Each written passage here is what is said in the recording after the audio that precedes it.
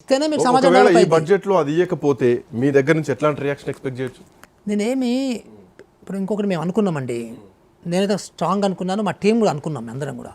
ఇప్పుడు మనము పాలసీ తయారు చేయడం అనేది వేరే వాళ్ళని మెప్పించడానికి తయారు చేద్దామా? సో ఫ్యాక్చువల్గా అసలు పిల్లల్ని దృష్టిలో పెట్టుకొని పిల్లలకు మంచి జరగాలంటే, ఈ సమాజానికి మంచి జరగాలంటే వీటిని దృష్టిలో పెట్టుకొని మనము పాలసీ తయారు చేయాలా అని మేము ముందే అనుకున్నాం. సో ఎవరిని ఒప్పించడానికి కాదు, రాజకీయ నాయకులను ఒప్పించడానికి కాదు. అంటే నేను ఎందుకు మీ రియాక్షన్ ఎందుకు అడిగానంటే, మీరు ఆ రోజు తృణప్రాయంగా వదిలేశారు, విద్యను అన్యాయం చేస్తున్నారు, విద్యా వ్యవస్థ భ్రష్టుపడుతుందని చెప్పేసి. సో ఇప్పుడు కూడా బహుశా అదే పరిస్థితి ఉంటే ఆకునూరు మురళి మాత్రం మారదు కదా, ఆయన వ్యవస్థ మాత్రం మారదు, ఆయన వ్యక్తిత్వం మాత్రం మారదు కదా అనేది నా ప్రశ్న. అయితే ఇందులో ఇప్పుడు ఇంకొక మంచి విషయం ఇందులో జరిగింది ఏంటంటే, ఫర్ ఎగ్జాంపుల్ ఇప్పుడు పాలసీ ఇచ్చిన తర్వాత ఆ పాలసీ మేము అదే రోజు సబ్మిట్ చేసాము. అదే మీటింగ్లో రేవంత్ రెడ్డి గారు మనము 100 స్కూళ్ళు తీసుకుందాము, ఫస్ట్ 200 స్కూల్ అని కూడా చెప్పారు ఆయనే, తర్వాత వాళ్ళు మళ్ళీ 100 స్కూళ్ళకి తగ్గించారు. తెలంగాణ పబ్లిక్ స్కూల్స్ని తీసుకుందాము, నర్సరీ నుంచి 12th క్లాస్ వరకు ఇది కరెక్టు అనే ఒక డెసిషన్ మేకింగ్ అనేది కమిషన్ సబ్మిట్ చేసిన రోజే ఒక మంచి డెసిషన్ ఇచ్చారండి ఆయన.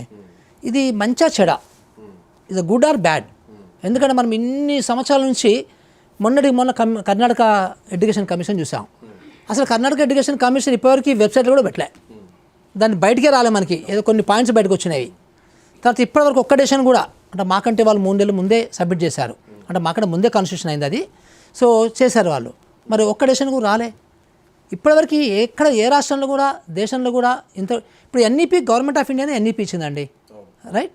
ఏంటి న్యూ ఎడ్యుకేషన్ పాలసీ అని. ఆ న్యూ ఎడ్యుకేషన్ పాలసీ ప్రకారము అది వచ్చి కూడా 2020లో వచ్చిందండి, రైట్? ఇప్పుడు 26లో ఉన్నాం మనం. ఒక్కటన్నా కానీ అందులో మనకి ఇంప్లిమెంట్ చేయడానికి ఇదే గవర్నమెంట్ ఆఫ్ ఇండియా ఒక స్కీమ్ అనేది తీసుకొచ్చిందో చెప్పండి మీరు, నాకు అర్థమవుతుందా మీకు నేనేం మాట్లాడుతున్నానో, రైట్?